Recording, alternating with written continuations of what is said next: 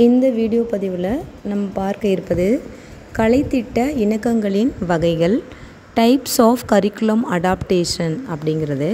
இதில் 9 வகையான கலைத்திட்ட இணக்கங்கள் இருக்குது. இதில் நான் ரொம்ப உங்களுக்கு எளிமையாக புரிகிற மாதிரி சொல்கிறேன். அதுக்கப்புறம் நீங்கள் எந்த ஆத்தர் ஃபாலோ பண்ணுறீங்களோ அந்த கொஸ்டின் படிங்க, உங்களுக்கு நல்லா புரியும்.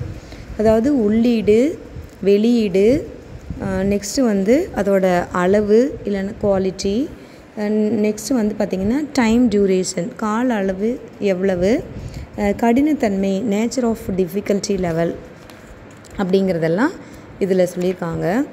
ஆதரவு அல்லது உதவி அளித்திடும் அளவு நிலை, நம்ம எந்த அளவுக்கு அந்த மாணவர்களுக்கு உதவி தேவைப்படுகிறது. பங்கு பெறும் அளவு நிலை அப்படிங்கிறது பார்ட்டிசிபேஷன் லெவல்.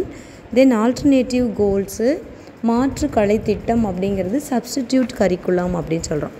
ஸோ மாணவர்கள் அப்படின்னு சொன்னாவே நிறைய லேர்னிங் ஸ்டைல்ஸ் அவங்களுக்கு இருக்கும். அதில் எந்த விதமான கற்றல் பாணிகளை அவங்களுக்கு நம்ம கொடுக்கறது, அதே மாதிரி தனிநபருடைய கற்போரோட தேவைகள் அப்படின்னு பார்த்தாலும் வெவ்வேறு மாதிரி இருக்கும். ஸோ அவங்களுக்கு தகுந்த மாதிரி அந்த உள்ளீடு அப்படிங்கிறது கற்றல் முறைகளை நம்ம தரணும். வெளியீடு அப்படின்னு சொன்னோம்னா என்னது, கற்றல் விளைவுகள். ஸோ நம்ம என்ன இன்புட் கொடுத்தோமோ அந்த அவுட்புட் எப்படி இருக்குது. ஸோ அவங்களுக்கு ஒரே மாதிரி ரிப்பீட்டடான ஒர்க்கு கொடுக்காம, அந்த எழுத்து வடிவிலான சோதனைகள் மட்டும் கொடுக்காம, இல்லை ஒப்படைப்புகள் மட்டும் தராமல் வேறு என்ன மாதிரி அவங்களுக்கு டீச் பண்ணனா அந்த அவுட்புட் நல்லாயிருக்கும். நான் அடுத்தது பார்த்திங்கன்னா குவாலிட்டி ஆஃப் எஜுகேஷன் அப்படிங்கிறது ரொம்பவே முக்கியம். எந்த ஒரு கலைத்திட்டமாக இருந்தாலும் அதில் அந்த குவாலிட்டி முக்கியம். ஆனால் சில இடத்துல பார்த்திங்கன்னா திருத்தி அமைத்தல் அப்படிங்கிறது அந்த மாதிரியான மாணவர்களுக்கு கொஞ்சம் கலைத்திட்டத்தை மாற்றி கொடுத்தோம்னா தான் அவங்களால படிக்க முடியும். கால அளவு பார்த்திங்கன்னா இப்போ நார்மலாக இருக்கிற ஸ்டூடெண்ட்ஸ்க்கு ஒரு ஒர்க்கை முடிக்கிறதுக்கு நீங்கள் எவ்வளோ வேலை கொடுப்பீங்களோ, டைம் கொடுப்பீங்களோ, அதை விட இவங்களுக்கு கொஞ்சம் அதிகமான கால அளவு கொடுத்தா தான் அவங்களால அந்த ஒர்க்கை பண்ண முடியும்.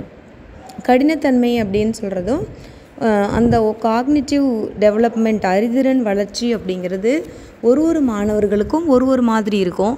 ஸோ அவங்களுடைய காக்னிட்டிவ் டெவலப்மெண்ட்டுக்கு தகுந்த மாதிரி தான் டீச் பண்ணுற மெத்தட் எளிமையிலேருந்து கடினமானதுக்கு போகணும்.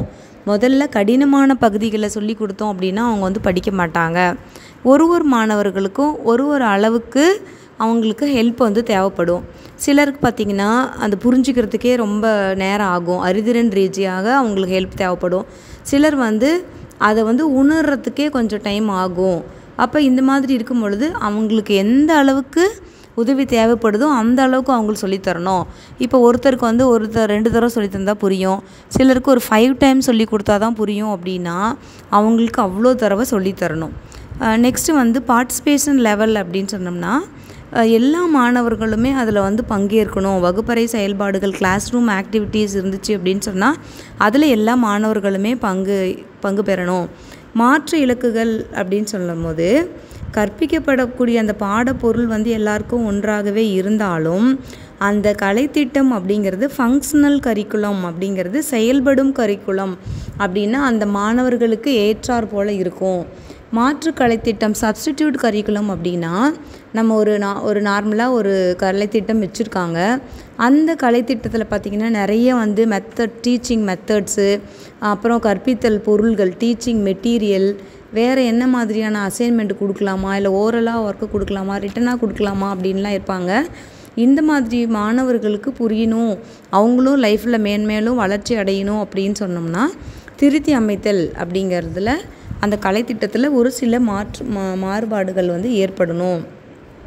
அப்போ தான் குறைபாடு உடைய மாணவர்களினுடைய அந்த இலக்குகள் கம்ப்ளீட் ஆகும் அப்படின்னு சொல்கிறாங்க. ஸோ இதுதான் கலைத்திட்ட இணக்கங்களின் வகைகள்.